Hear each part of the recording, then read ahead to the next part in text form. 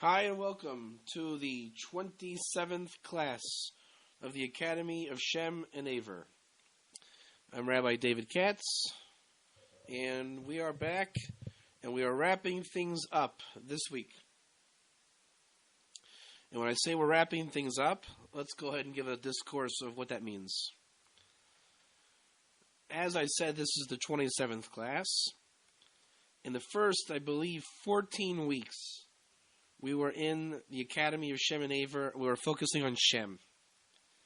So think back to those almost 30 weeks ago. We spoke about the history of Shem, where Shem came from, the greatness of Shem, for all the way from before the flood, all the way through to the ark, coming out of the ark, finding the new world, building the new world on principles such as righteousness, which is in Hebrew called tzedek, or tzedakah, and chesed, or kindness. That he promised Hashem that the world will be built on chesed and tzedakah, kindness and righteousness. And Noah became maimed in the ark, and Shem on the power of names. And think about that word, names.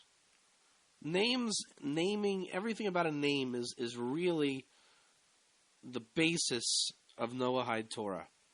Noah was great because of his name. Shem literally means name. Aver was great because his name is referred to all through the Torah. Abraham, the Avraham Ivri, which is Abraham of Aver. Aver means Hebrew. It means crossover. It's a very powerful name. It's used all through the entire Tanakh. That Shem ascended to the Garden of Eden on the power of names. Jethro changed his name. Jethro had 8 names. Aravna, the Noahide who was in charge of the Temple Mount, has a tremendous name. Yearning for light is what his name means, Aravna. So we find that we have a tremendous foundation principle predicated on names. And that was really what we got into with Shem, was the basis of what made Shem great. We started almost 30 weeks ago. Was that Shem ascended to the power of the Garden of Eden above, ate and lived from the tree of life on the power of names. That before we imagine, the Talmud states, the principle that we know that names are real is called Shem Agerim, the name causes. And the Talmud learns a verse from Tehillim, Psalms of King David, that Hashem placed names in the land. Let's not view the world as kind of a chaotic, rogue terrain.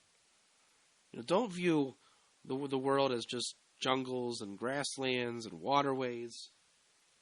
The world is really a hotbed of a firmament of the pathways of divinity.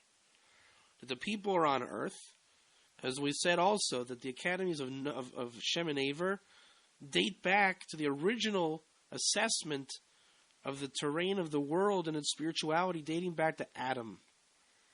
So Adam understood that the world was really, pardon my English, groovy. And we're not talking about the Brady Bunch groovy. We're talking about the world has the firmament, the rakia, really all through the world. The world is a divine creation of God. Our job, and this is also going to be a theme that we're going to bring in many more times to come, that the world is actually a groovy hotbed of divine interaction. The world is not random. It's specifically created by God. And Shem understood that just as the world has a creation aspect to it, meaning the world didn't just happen to be by spontaneous generation and evolution. Hashem created the world. Every blade of grass was planted with intention by God. So if the land of the earth is that way, and the Talmud states, don't view desolation Hashem put in the land, read the verse as Hashem placed names in the land. That, as such, means that the world is filled with kind of an orbit of people running around the world, not by happenstance, but in the power of their name. The name causes. Shema Garim is the Talmudic expression of the Aramaic of the name causes. Shema, name, Garim, causes. So Shem understood that there's actually aliyot. There's steps that one can climb in the power of a name. Imagine in your mind you can climb spiritual steps of light based on one's name. I'll give you an example. This is not true, but we're going to depict it as true to understand the concept. Let's view names as a pyramid. And the top of the pyramid is, let's say, the Garden of Eden, where we attempt to eat of the tree of life, if we merit as such. My name David is the lowest, so you understand the name David. The name Moses is next, and then you climb up to Moses, you understand his name. The name Aravna is next, the name Shem is next, and then Jethro, and then George. Whatever it is, an array of construct of names. And then you have, this just goes on. You have names of angels, names of God, names of people in the world. Imagine your name is actually having a shape of a terrain that you're able to ascend, like a step of a pyramid. So Shem understood that you can actually climb to ascension in this world by the power of names. So your name has a certain level, madrega in Hebrew. So Shem can actually navigate and ascend and descend and navigate in his mind in the spiritual realm of existence based on names. And by doing as such, he ended up getting to the tree of life, the Garden of Eden, living forever, upon which he went to Mount Sinai and dwelled there till after the giving of the Torah to complete the mission of Shem and the coming of the new world, as Shem planted the seeds of Torah that Adam had originated. And he waited for King Solomon to arrive. Shem was in a state of Ebor, a totally state of just being at Mount Sinai. He merged with Mount Sinai. King Solomon released him, and Shem basically was free of his body, went to the Garden of Eden above, and the body was buried about 1,000 feet from the class that we're teaching now in the Academy of Shem and Aver in Sfat. Which, by the way, we're hoping to broadcast a lecture from the Academy of Shem and Aver soon. So that's going to be on tap very soon. We have the go-ahead to do so. Stay tuned. So that was Shem. In a nutshell, we evolved around those topics for about 14 weeks.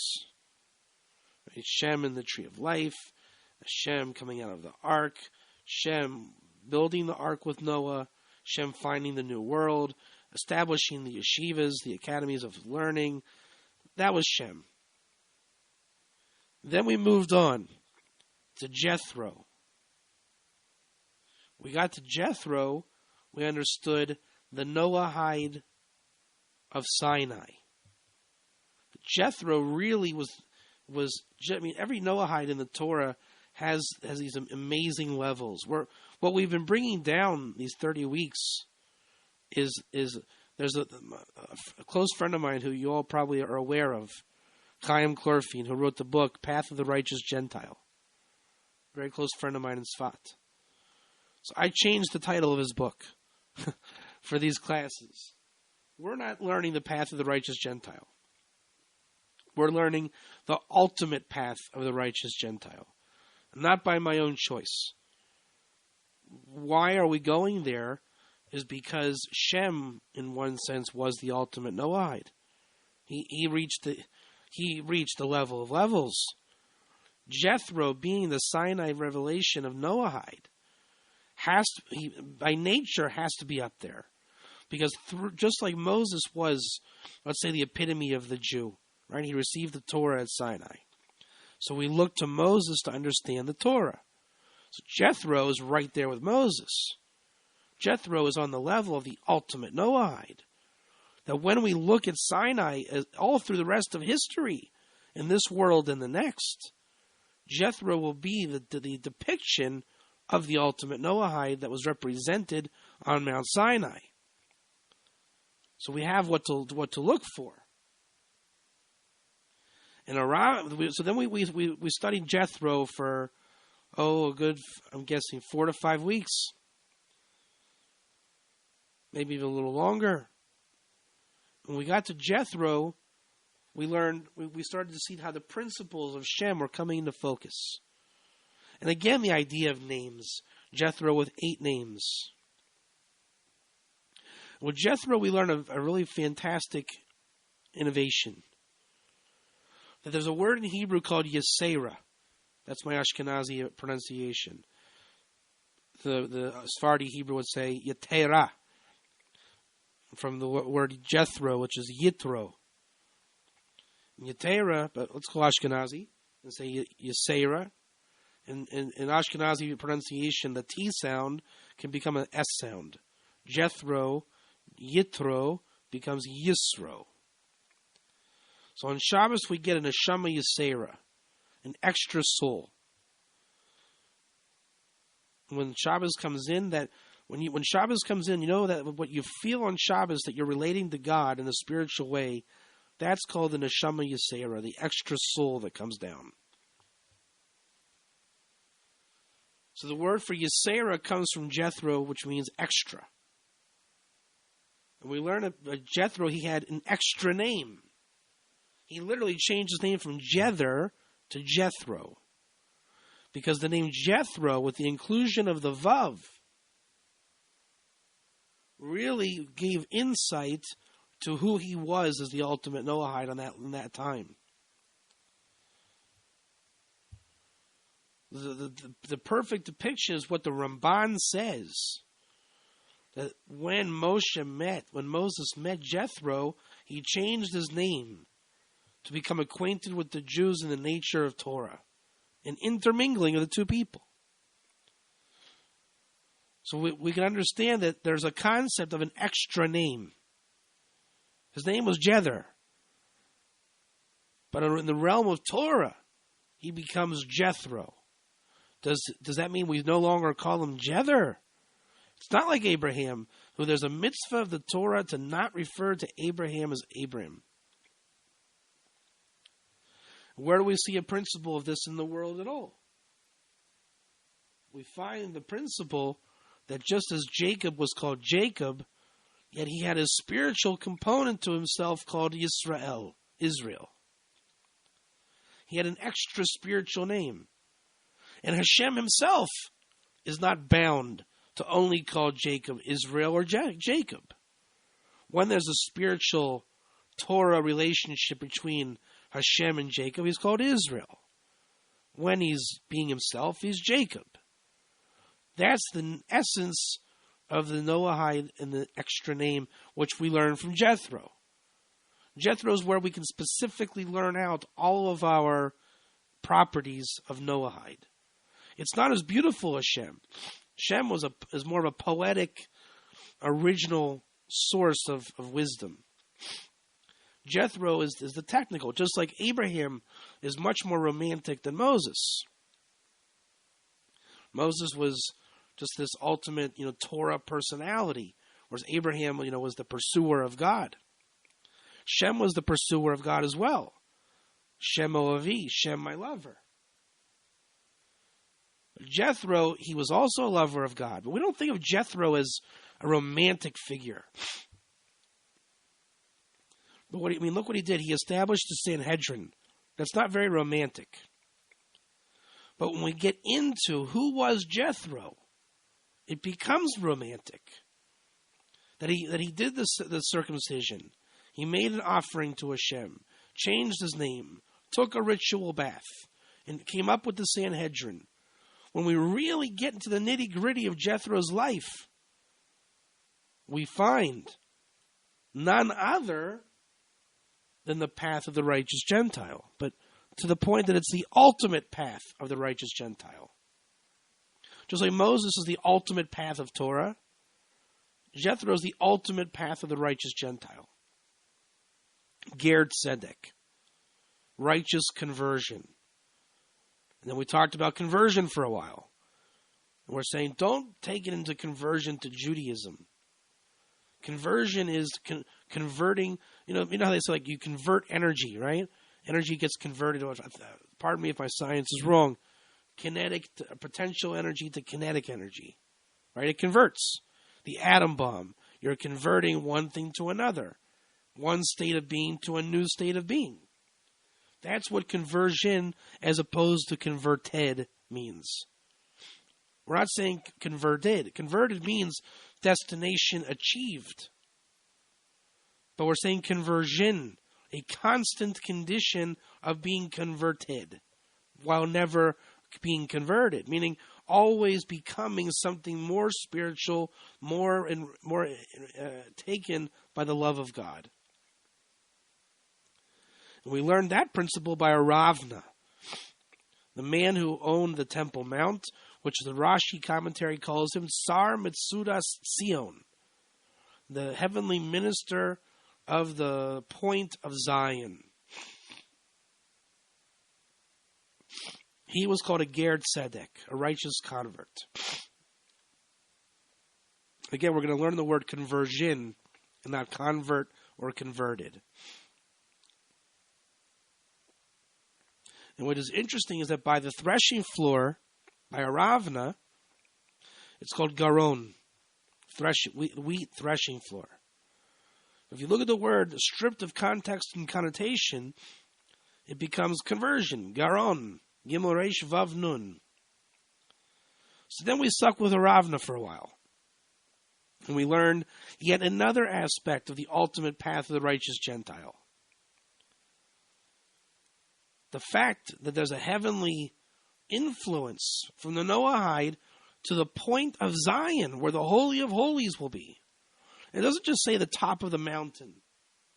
Rashi calls him Sar Mitsudas Zion, the minister to the point of Zion. Minister means minister. So when the Torah says a Noahide that learns Torah is like a Kohen Gadol, a high priest, it's not joking. So that was Jethro. And that brought us to a Ravna. And then we hit the letter of the Rambam. We wanted to know, how can we really come to a level of truth?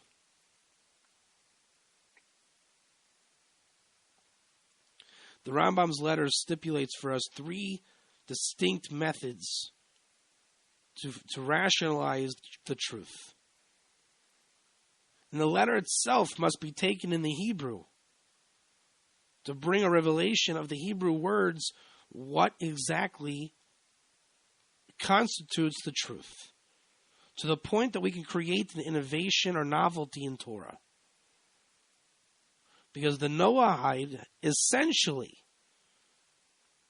has a gift free of taint that he can, without context or connotation, without a bias, by being on the level of a nar, a youth who has no bad habits, as opposed to an old withered man,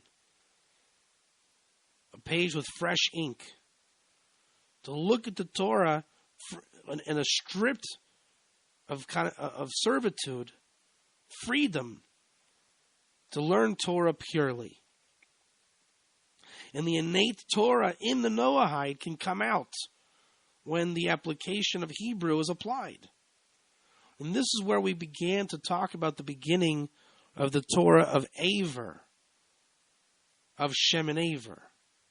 Shem is the raw Noahide, the raw Torah of the Noahide. No cultivation, just firm belief. I come from Shem. I am a Noahide. I believe in the Torah of Sinai. No need to delve deeper. I know a relationship with God. It's not simple, It's just a totally giving over to I am a Noahide. And Aver comes along and starts to focus that, to cultivate that. So when the Torah says that the Noahide is like a high priest, that when he learns Torah, that's the Aver coming in, the Hebrew, the cultivation, the ability to innovate the Torah, to develop the Torah, partner in Torah. And then you have a whole plethora of new options. Name, having a name, Hebrew, learning the Torah, innovating Torah, absolutely an intermingling with the two nations together of Torah, developing Torah, filling the world with the knowledge of God, making the world a holy place, removing the random qualities of the world that we're talking about, revealing that the world is a creation of God, and that the academies of Shem and Aver are everywhere.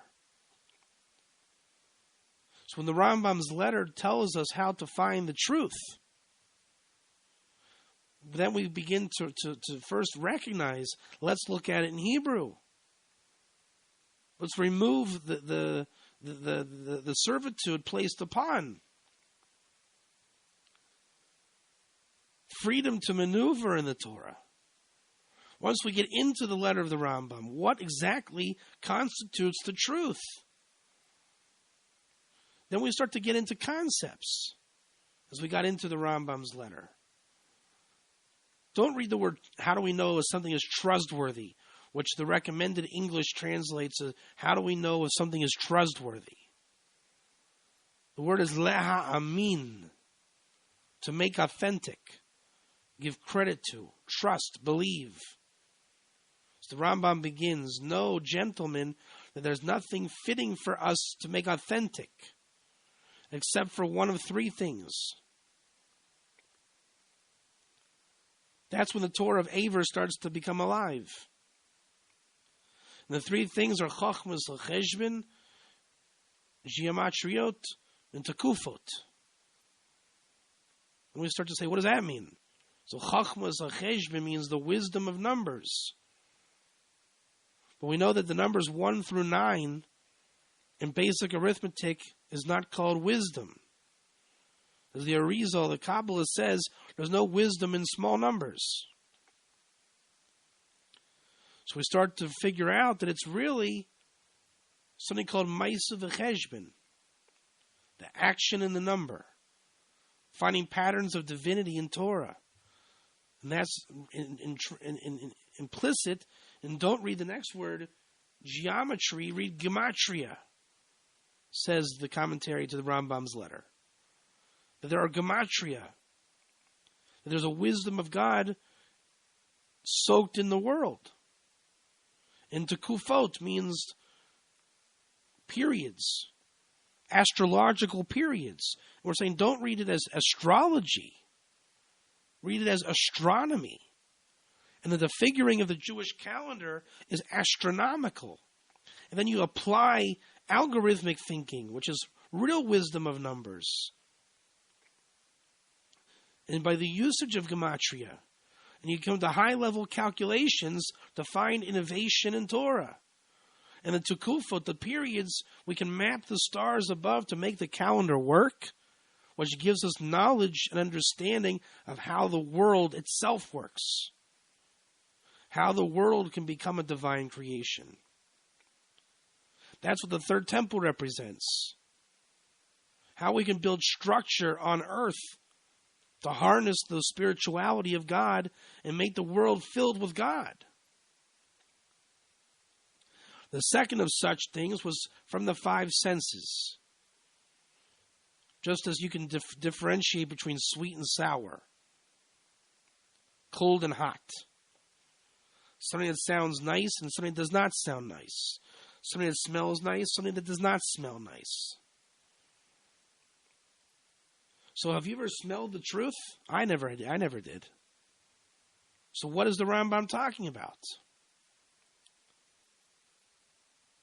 The Rambam's talking about the witnessing of the five senses spiritual reality.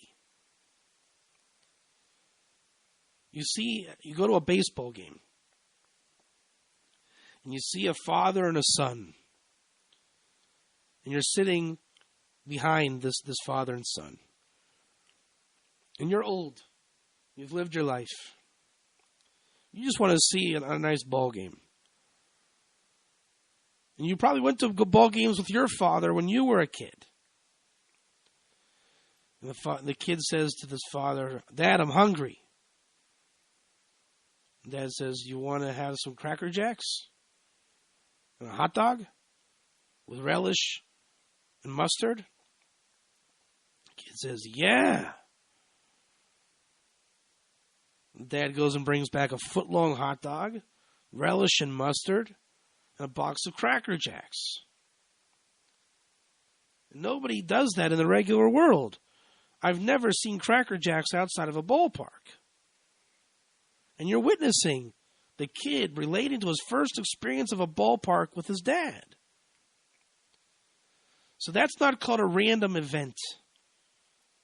Your five senses are perceiving the love of a father for his son, and the son yearning to honor his father. So you're not witnessing just a happenstance. Two people ate a lunch at a ballpark. That's a very cold way of viewing it. There's a love. Your five senses have perceived a love affair. Your five senses have perceived a Torah conceptual reality to the point that you can even witness and articulate an innovation of the mitzvahs of the Torah, the commandments. You can see the commandments of the Torah emanating before you with knowledge of Torah in this name of Aver. The Torah says there's no love greater than the love of a father for a son. You have the ability to witness. That's what that is. I didn't see a guy shutting up his kid with a hot dog. I saw the love of a father for a son. That's the second of the Rambam. And the third is davar sheyakabel oso adam min hanavim u'min tzadikim. Something that he receives by a man from the prophets or from the righteous. To understand what is the lineage of righteousness. What is the lineage of the prophets? So to be able to have a continuous mechanism of revealing the truth to the world. That's where the Torah Shem is so vital. There's a Noahide chain of tradition as well. Shem, Noah, Jethro, Ravna. There's probably more. The Rambam's letter continues. We need to know. There's a need. Every Baldea, every person with a thought process. As it says that when Hashem blew into the nostrils of Adam a living soul, he became a speaking, thinking person. And the Noahide exemplifies that more than anyone. If there was ever a thought process going on, it's the Noahide is a Baldea, a thought process. That through his labor in the world, he is relating to God. And he's doing it like Noah to make the world a better place. That is the righteousness. So every master of this concept must compartmentalize in his mind, in his thoughts, everything of what they are. That's when the inner monologue becomes what's called chashmal, speaking silence. Listen to your thoughts.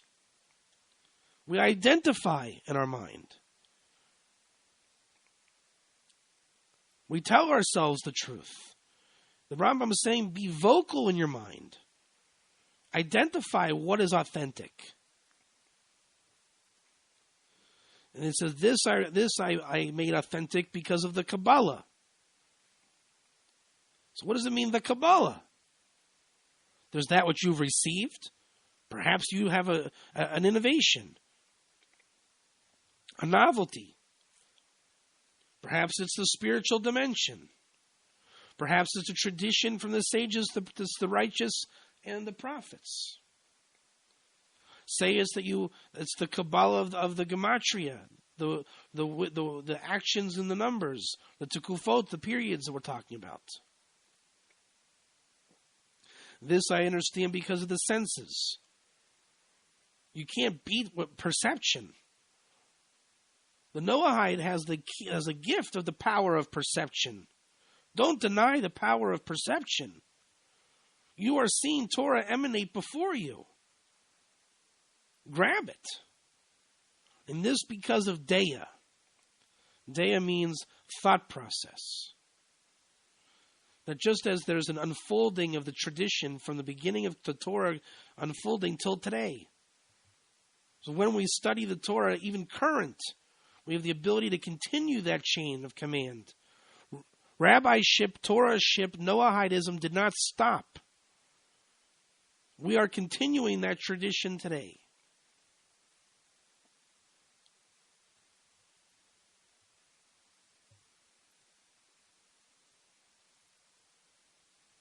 And also when we find that in the Gematrias, the numerical values and the wisdom of numbers, we can find patterns in Torah.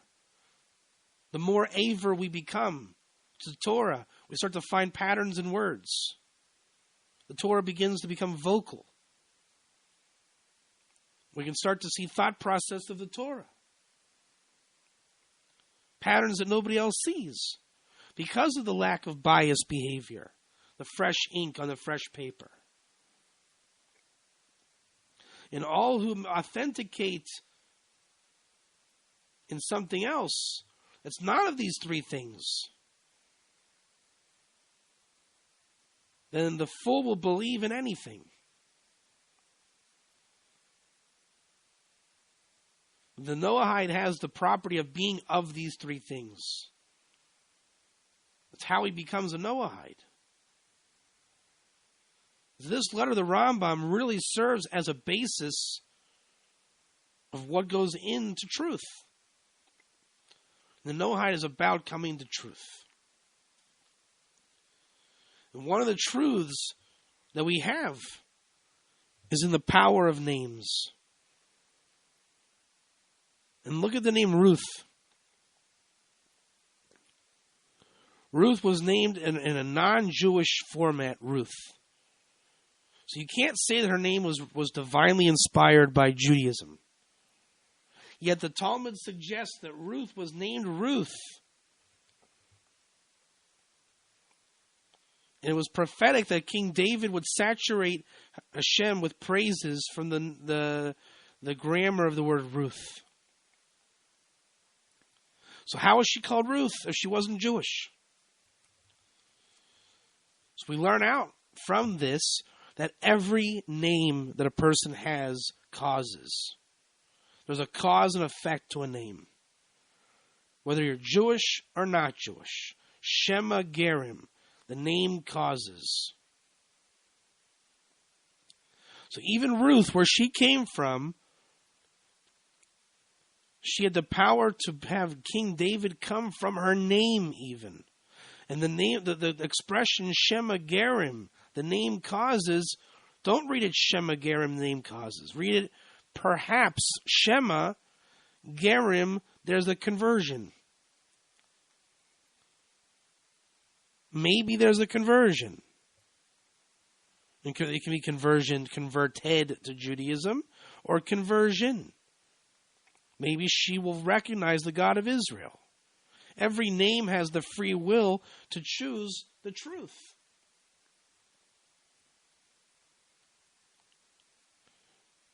So that's where Ruth had that name, that power of the name. Noah's name was based on righteousness, as the letters Noah spell chen, grace, charm. Noah found charm and grace in the eyes of God. The chet and the nun formed an anagram of Chachmas Nister, the inner wisdom that Noah was able to give over to place inside Shem.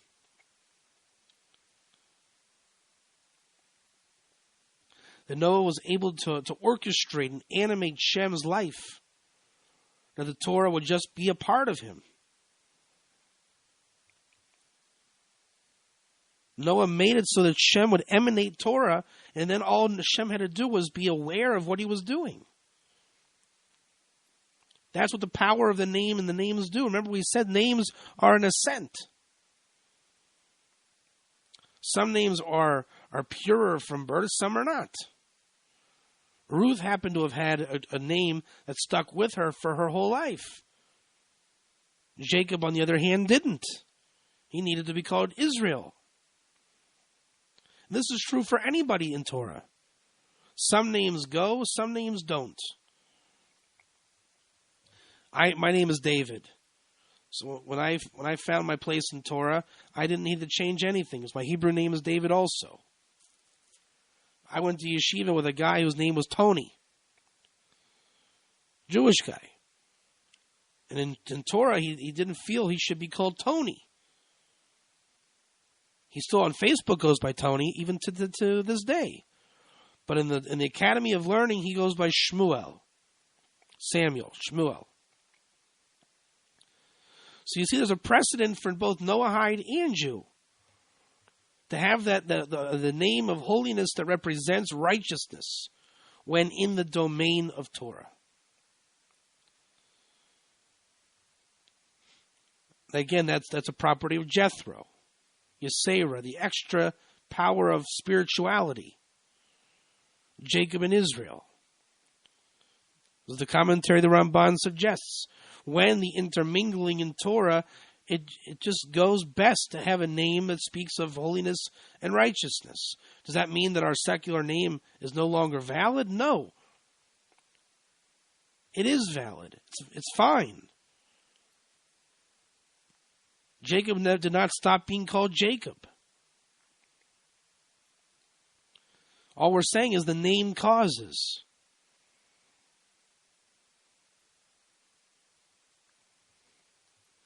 The name has an effect. Some names are more inspired than others, to the point that Ruth was divinely inspired from her inception. Why? God's will.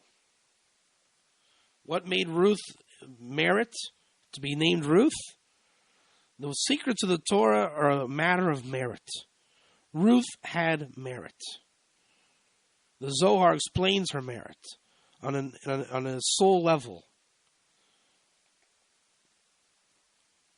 Merit has many factions and runs many directions. Thus, to even understand the Kabbalistic nature of names and how the matters of truth work is a matter of merit. As the Vilna Gaon says, he who comes to a mystical understanding of Torah is a matter of merit. The power to understand an innovation of Torah comes from the matters of merit. The Noahide is blessed with the powers of innovation, as he has no bad habits. Look at the concept bris milah, circumcision. Bris, covenant, milah, cut. Covenant of cutting, the circumcision. Which that's what we're going to get into next week, full force. A lot of Noahides probably have never witnessed a circumcision ceremony. So how can one learn of the commandment of circumcision if he most likely will not become overly intimate with the ceremony? So there's a level of expression and expressing the belief of Torah. On that level, this is called the tzifra d'tzniusa, the modesty of Torah. To express through novelty or innovation what one believes. And that comes from the level of Hebrew, of aver, of the Torah. To get into the Hebrew and say, I see such and such in the Hebrew. that the gematria of Shem and Aver is the gematria Brit, or covenant. And Mila, doesn't that mean word?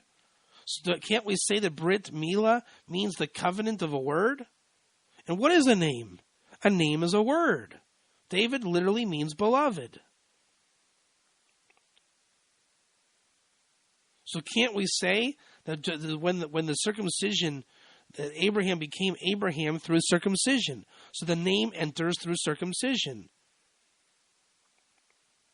So can we say that when a Noahide gets involved in, let's say, a spiritual element of his own name, isn't he basically going through the covenant of a word as well? And how many other commandments of the Torah can we express creatively? Based on the five senses as opposed to experience.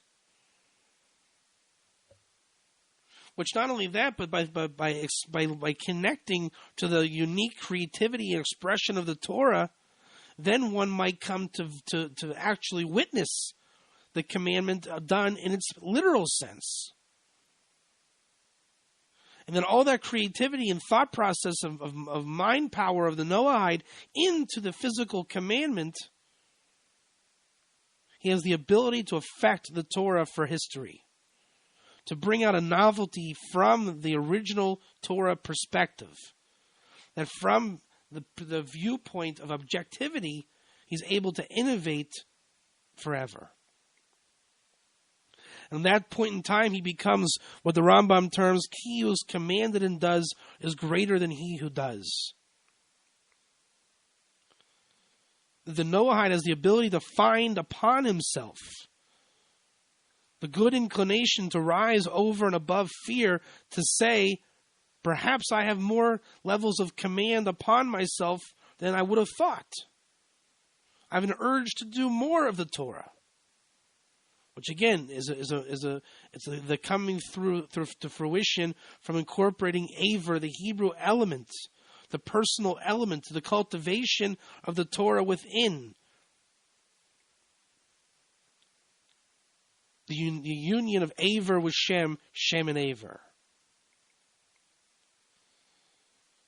That don't be bogged down by context and connotation. All mystical dimension of the Torah is going from right to left. That's why we write Torah from right to left. Hebrew's written right to left. We actually begin the Torah from the left to the right. When you write the letter Aleph, you're moving your hand right to left, but you begin writing the Aleph in the upper left-hand corner to the bottom right. The left is the power of the Torah that nobody sees or hears. It's modest. It's free of context and connotation. It's objective Torah. This is the power of the heritage of Jewish women. A Jewish woman, even who's secular, has innate within her to give over the vessels of Torah to her children, even without uttering a single Hebrew word of Torah. How could that be? Because there are expressions of Torah invested in the vessels of this world. So when she goes with her boyfriend or her husband to the ball game, in the nature of the way women speak, she says, "Oh, look." She sees the father giving the Cracker Jacks and the hot dog to his kid that we talked about before. She says, "Oh, look." And the guy's thinking with his wisdom, he says, so what? And she has wisdom, or she has understanding, and she lacks the ability to really articulate the Torah that's coming out of her. She wants to say, look, that's Torah. A father's love for his son, but she can't get it out. And the man thinks, stupid. What she's really saying is, look, that's the love. So when we apply the wisdom to the understanding, we can cultivate that and bring it out and say, yes, I see that. That is the love that the Torah is speaking about. By that time, the Torah went from left to right. We reached the same place as we always were. But now we understand the Torah behind it. And it has to be as such. As I was reading online, the commandments were given to Moses on Sinai. But when Shem taught the Torah, the commandments were not yet given. But we must say that the commandments are part of the Torah. So Shem had the ability to teach the commandments in a novel way. He was emanating the commandments in a novel way. Go back to the circumcision. Noah was not circumcised. He was born circumcised. Shem was born circumcised. Thus, there is no commandment for Shem upon himself to go through circumcision. So you must say Shem must have done it in an expressive way. He circumcised Abraham as a vessel of God. Shem becomes the unique novelty of innovation to Torah to explain how Abraham was circumcised by God, as Shem is the vessel. It becomes a creative tool of understanding. Eventually, when all the Torah is given over and understood, and the level of Aver is incorporated into Shem, the Torah is mastered on this level.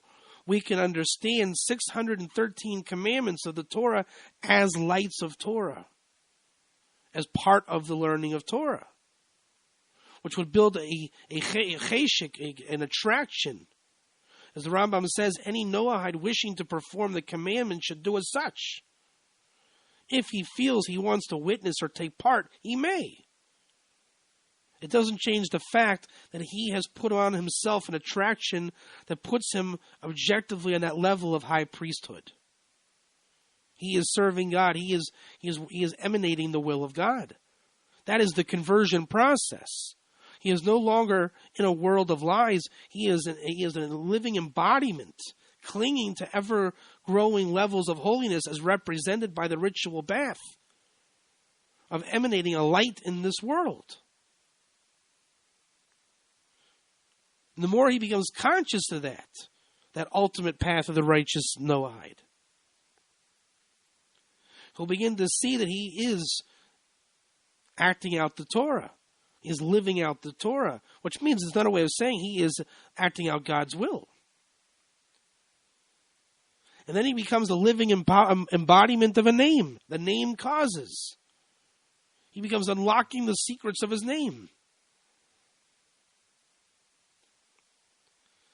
And we go back into the Rambam, and Rambam talks about the temple was destroyed because of the lack of learning the ways of the art of war.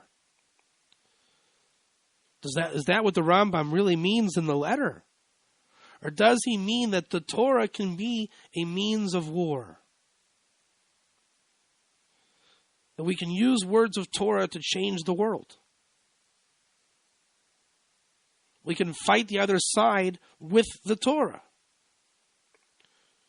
We can impregnate the world with words of Torah.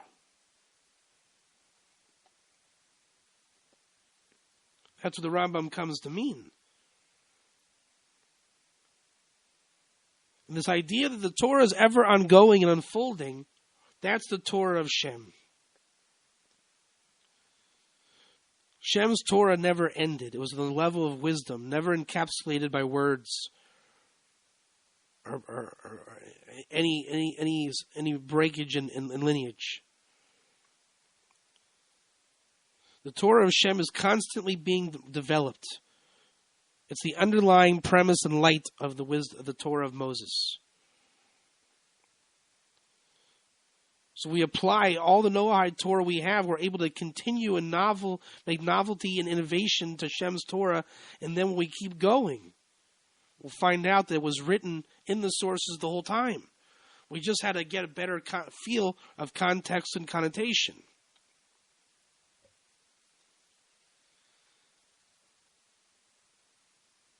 The beginning of such, as we find, is going back to Shem and Aver, that gematria or numerical value of covenant. That just as the name enters the Jewish being at the circumcision, as we explained last week, as the 8th day is the circumcision, Hashmini, breaks down to 2 words in Hebrew, Hashem and Yayin, the name wine. That the ceremony of wine is how the name enters the being of the person. that the cutting of the flesh creates a spiritual gateway that the name enters the person. He is becoming that person. The Noahide, when he brings into his being Aver, does he have to? No. But one wishing to really get into these levels of the Hebrew, he who's commanded does is greater than he who just does. Pursuing the levels of conversion, not converted, but pursuing the love of God. The cultivation of the Torah Shem within is to go back to the roots of Noahide, Shem and Noah, and Jethro. Is the name really a true concept? Does the name really cause?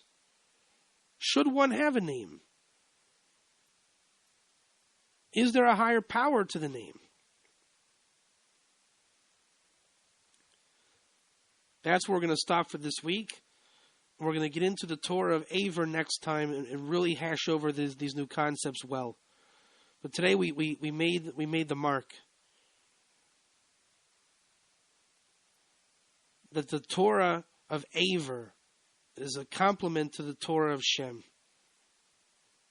One has the Torah of Shem within, but it's when we come on to Aver, we have the ability through Aver to really cultivate and fill the world with the knowledge of God. That's where we're going to stop this week. That's the 27th class, a brief history of all 26 before, and we ended with the power of what is the truth. How does one become meritorious of a novelty or innovation to Torah? And it goes back to the greatness of the name of Noah. Noah found grace in the eyes of God. That within the name Noah are the secrets of the righteousness of Noah that would unfold for all of time. That all of Noah's greatness is in the name Noah. Shem's greatness is in the name Shem.